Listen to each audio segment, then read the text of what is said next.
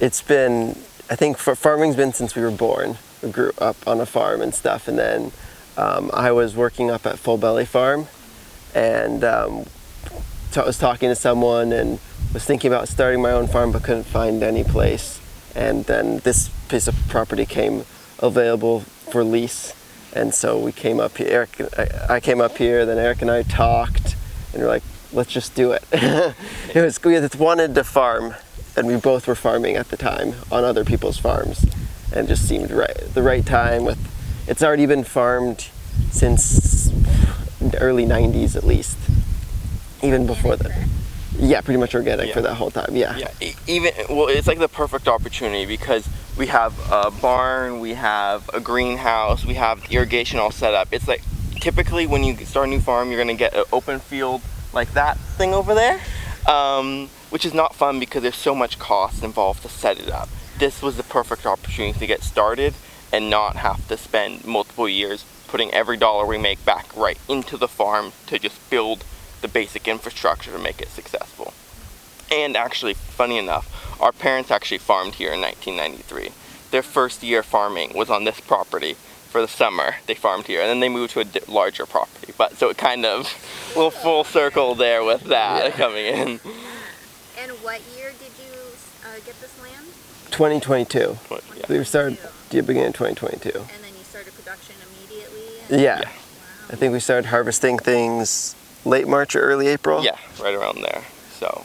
Yeah. But it had everything we need. It was an opportunity you couldn't pass up. It had the stuff we needed. So we were able to jump right into it. We didn't have to go as slow as sometimes starting a farm takes.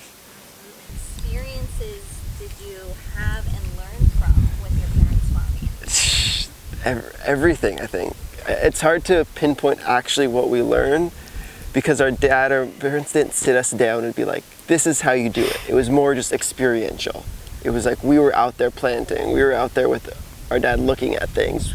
We went to the farmer's market every week or so and worked it. And so it was kind of just like learning by experience. I can't even quantify what, I think maybe the biggest thing would be like the rhythm or like the work you have to do.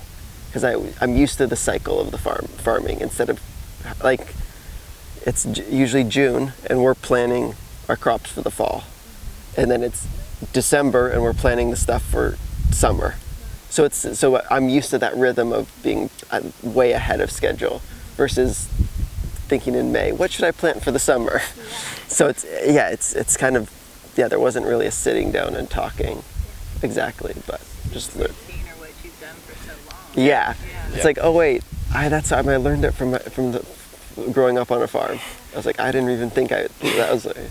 Yeah, it's like that. It's when you're involved in the business, like you don't realize you're learning is like just stuff you think is just natural that other people, when you talk to other farmers, they don't know certain things. And you're like, oh, I thought everyone knew that. But it's just because we grew up on a farm it's common sense. It's just taught when you're there. It's like we got taught from early age. It's like our dad was a great grower, our mom were great growers, but the key thing was actually selling the stuff. You know, you can be a great grower, but if you can't sell it, it's going to go out of business, and that's really hurtful, not just for the farm, but also for the community that relies on the food.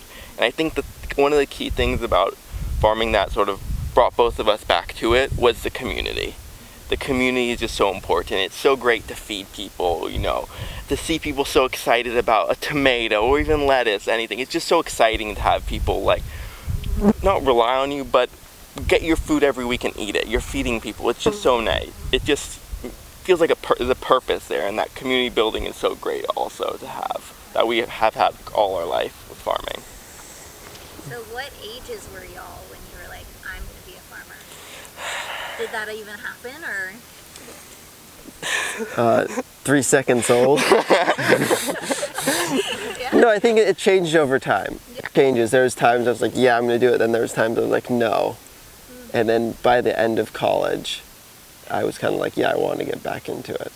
So it's always it's always there. It's just it wasn't like something where we're going to go like, it was going to be like, we're not focused on anything else. We explored other things, did other things, but we're like, okay, this is not as fun. Or I can do this for a little bit of time, but like I can't do this for my life. It's just like farming is what brings me passion. Even working for other farmers, it's just so much more fun.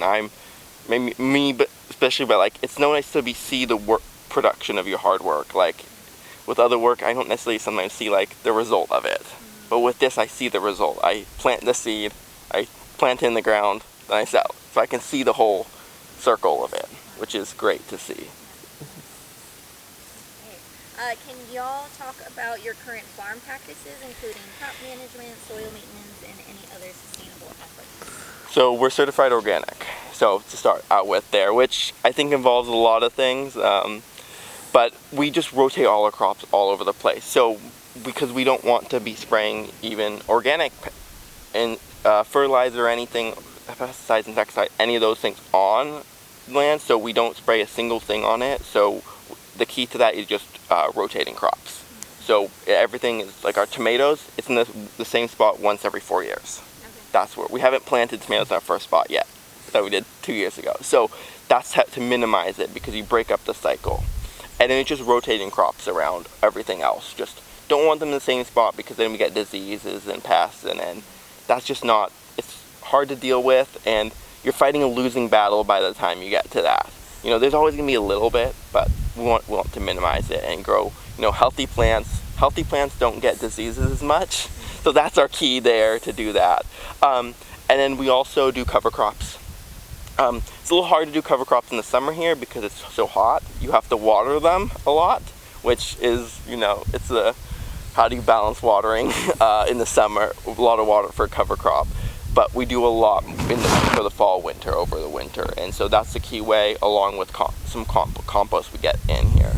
So it's that we add that on to everything to add some more nutrients and organic matter to our soil. And we're continuously looking to see how we can improve stuff. We get some soil tests done to see what everything in the nutrients in the soil and what we can get better or what's a lot of, so we don't want to put more of this or that on, because we don't want to have too much of something. Yeah. Okay, speaking of that, I did read briefly on one of y'all's blogs that you did do some soil testing recently. Were there any surprises?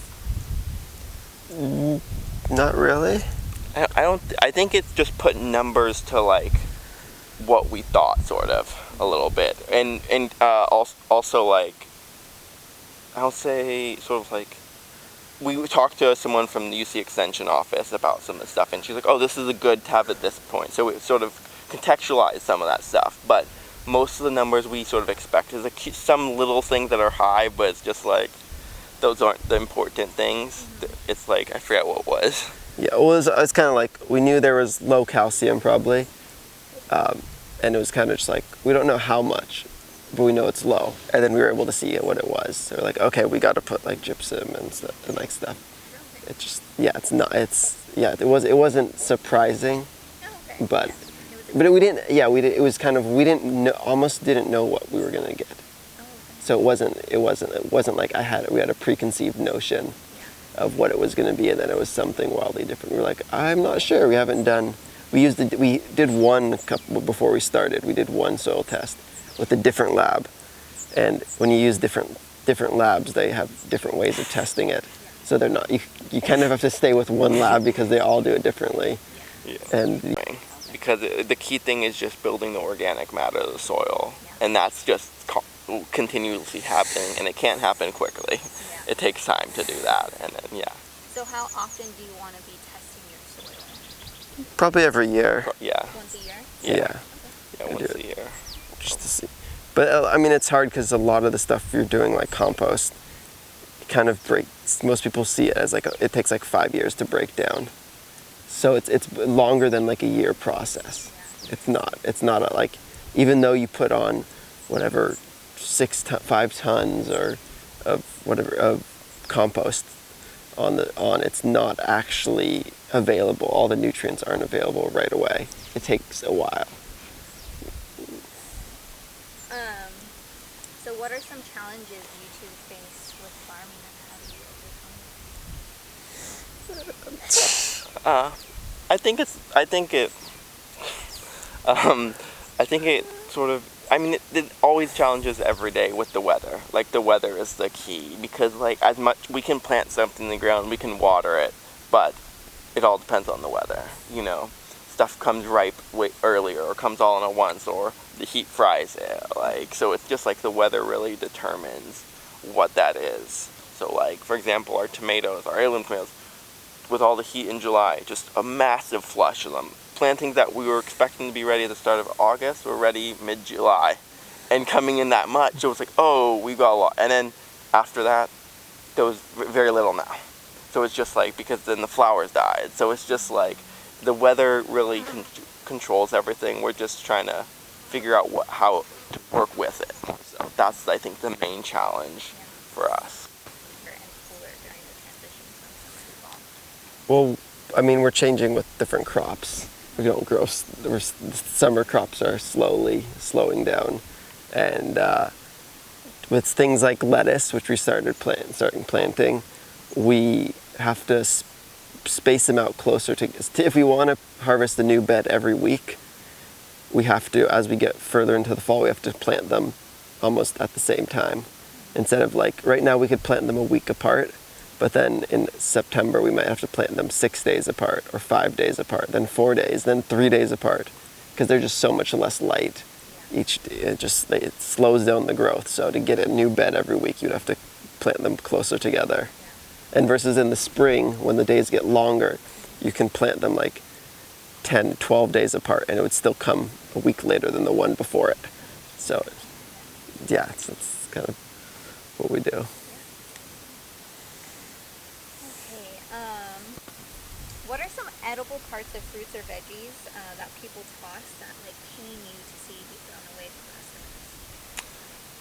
customers? We don't have a lot of edible parts that typically aren't. I mean, beet greens, because beets and chard are from the same family. So they're a little bit tougher, beet greens are, but you can cook them up like chard. That's one of them. What else do we have? You can do, it doesn't pain me, but you can put like turnip greens in like, or radish greens in like a stock or stew or something like this. Stir fry? Yeah, stir fry. As long as it's not the main ingredient. Yeah. You don't want just a turnip green. Stir fry, it's not great on its own. It needs to be, mixed in with a lot of other. No, but not from my experience, but from others. Yeah. It's not the greatest on its own, but it's nice to mix it. And you can also do carrot top pesto with the tops of the carrots also. A lot of the time it's not everyone's favorite, but you can do that. But we don't have any other like things people toss on. Like, what else do they toss on things? I don't know what else would be. Because we don't have a lot of like, Because you eat the whole tomato. The whole pepper. And, I mean, the stem you toss on like an eggplant is not good. Yeah. So it's like, what else? Yeah, there's not many other things. Yeah. Okay, so if you weren't farmers, what would you be doing? What would you be doing? Well, before farming, I was in journalism. I worked for a newspaper, doing sports. So I could be. That's the easy answer to say what to do. I don't know, like, after my experience there, how long I would how it would be different. Yeah. So I don't know. That would be the thing I would say. But who knows? I mean, it's hard to know what would get my attention, because without farming, it's just like I can't imagine my life without it. But like, it's just hard to, my mind would be a little bit different. It's hardwired for farming almost. It's got that mindset, so it's kind of hard to figure out exactly. Maybe journalism probably. Probably something in sports, like sports event management, or like sports information at a college or something like that. What are y'all's favorite fruit or veggies that y'all grow here? All of them? Yeah. Tomatoes, melons, lettuce, carrots, cucumbers, basil, pepper.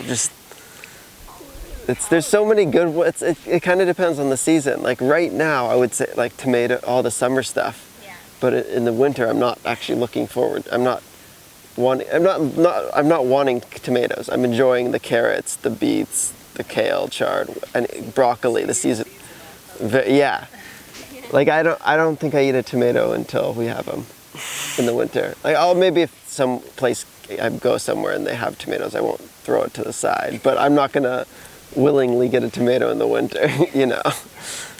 But that's also because for all our life we've grown up eating so seasonally. Yeah. So you're just used to that, so you don't get that. But if you're used to having a tomato whenever you want to, you're gonna eat it. But yeah, it's nice to have. Also here summer crops grow really well with the warm summer we have, so it's a little bit better than some other places.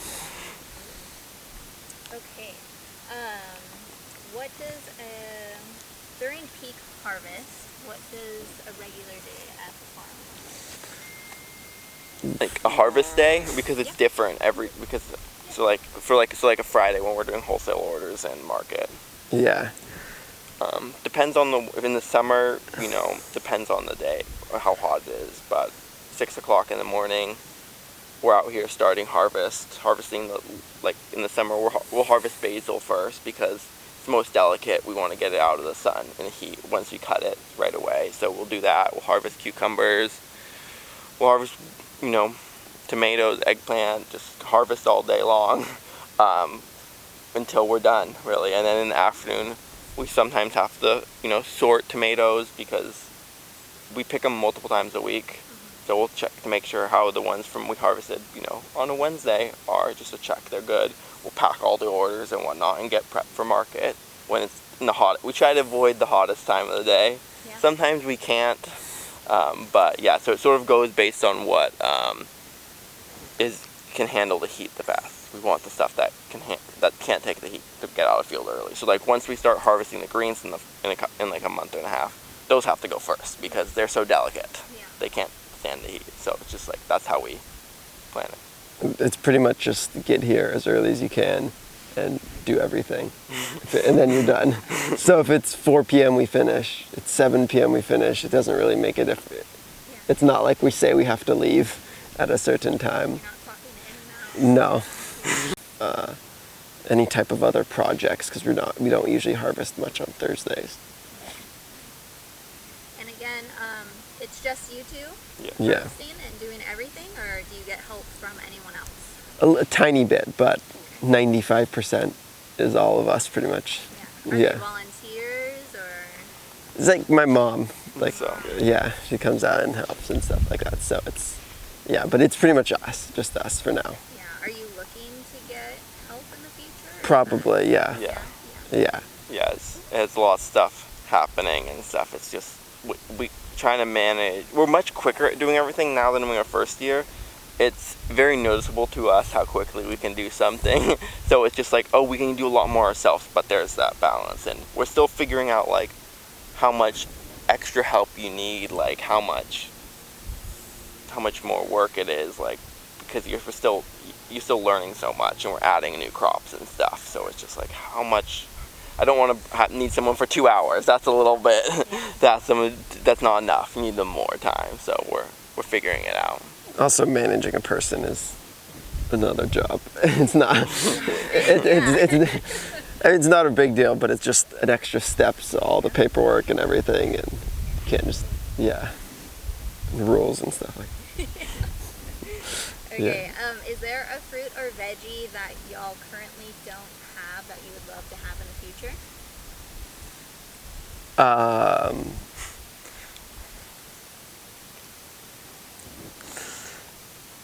Some citrus or olives Yeah. coming this winter, next year. Yeah. Maybe, hopefully, yeah. Maybe we'll see. Maybe we'll see. We'll see. I don't know. But yeah, no, I think some other stuff, like with the land we have, there's only so much veggies we can grow. Because of that crop rotation we talked about, like there's only so much you can grow without being needing a lot more people to help, and dangling on the edge of too much, not enough rotation that you're causing some diseases and stuff. So because there's only so many tomatoes we can grow. There's 3 acres of growing room. So with the tomatoes, peppers, eggplants, and potatoes, they're all the same family. So we have to rotate those every 4 years in the same spot. So that's less than an acre of all those we can do. So, and we do a lot of the tomatoes. So it's like, that maxes out our space right there. in the summer. We can grow more like melons, for example. Yeah, that's great. When we're going to do that next year, which we're already planning next year now, thinking about it. But like there's certain things, yeah, we can't go too much more. But it's improving the yields of things, that's where we can do best, you know. See how can we get more tomatoes, or earlier tomatoes, or the plants look good. Like, okay, here's how we can do better. Yeah, it's less, we don't really, the more varieties and stuff we grow, the more complicated it gets. So we're trying to keep it a little simple. But like we are planting like some radicchio. A little bit, just trying out a little bit, some of it, not much. And like we grew a few melons this year, and we have to grow a lot more next year. Yeah, because we didn't have enough. So it's kind of, that's what it's more like, oh, we need to grow more of this or less of this, instead of trying to and maybe grow one extra new crop, but not trying to just grow 10 new crops. And not growing enough, is that based on customer demand? Yeah, it kind of like it somewhat is like yield. Some of the stuff we might have messed up something and not got a perfect germination, and so the plants didn't do as well, or it is sometimes just not having enough of it. Like melons, like I think we didn't sell like 1 pound of melons. Like we had maybe 1 pound left over all summer. Like we went through one. Oh yeah, every one was at market was.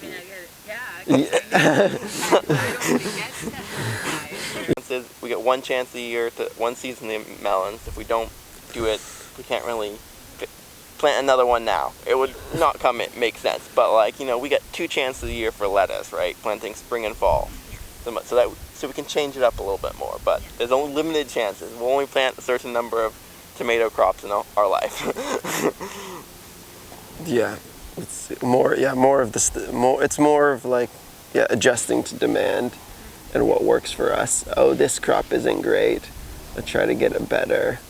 Or like, oh, let's figure out a way to do better, get better yields off of it.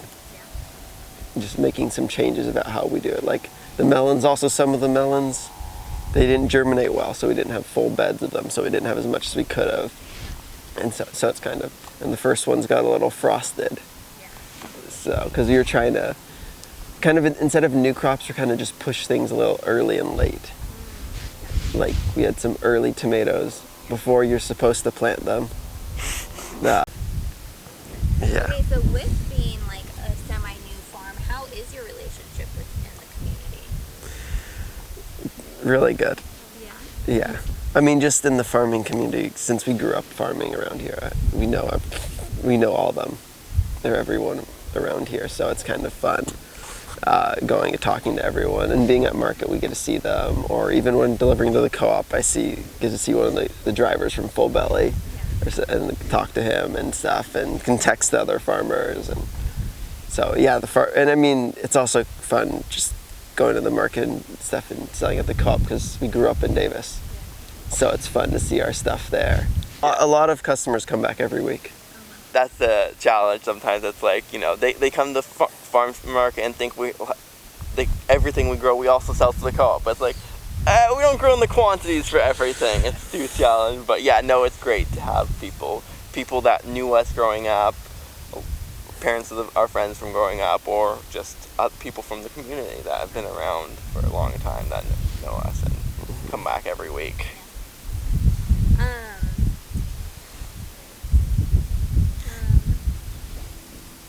I'll ask this question as I think of the other one. But where do you see FarmBoy Organics in the next year, and how can we as the co-op support you? Next year, we'll see. We're hopefully getting some citrus in for the winter.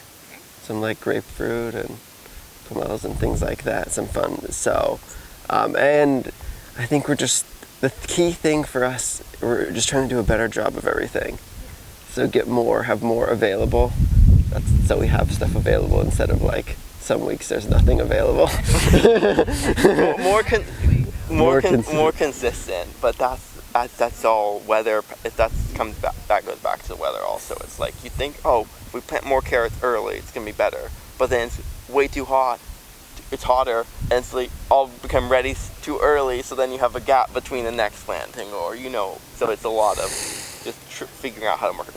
We don't overproduce too much because it's just us two really, and so yes, we'll can I get some more help and stuff, but a lot of times we don't realize that until the moment we need to be doing it. So it's like, okay, so we make figuring stuff out in that way and changing up things, trying to make it. Yeah, so we hopefully have more quantity of certain, consistent of stuff, and just more different items. But then there's also the practical sense of that. Some items we can't really compete on price and stuff for some of a farm that's growing the same crop 365 days of the year, cilantro or something like that. It's just like we can't, it costs more for us to do it than a crew of really experienced people that can harvest hundreds of bunches an hour at least. A minute. Yeah, a minute, but almost like 30 bunches a minute. Yeah. So it's like, we can't do that. We're not at that place because we're not harvesting that much. So it's a little hard. It's just, just buying our stuff is like the key. And the more we sell, the more we'll grow.